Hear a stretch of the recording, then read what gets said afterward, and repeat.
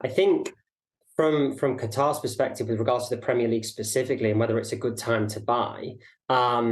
we know that a club like Spurs has got significant room for growth, albeit they've just spent a significant amount of money on rebuilding their stadium, fantastic infrastructure, managers fairly new. So from a direct club perspective, I think it could be a really opportune time to continue to grow. And the fact that they talk about minority investment suggests not just a cash injection, but also kind of leading it in a strategic direction alongside the current ownership group.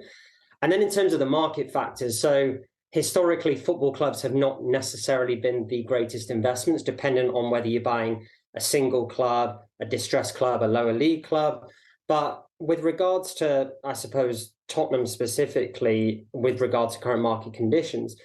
the idea that values are sitting under probably where they have been previously will be true, in line with what's going on within global economics, within global politics, conflicts across the world, and so on. But what I think from Spurs' side is going to be hugely significant, hugely important to note is that Tottenham are on a growth project, and there was news that broke in the last few months around them looking at a potential naming rights partner for the stadium. So it'll be very interesting to see how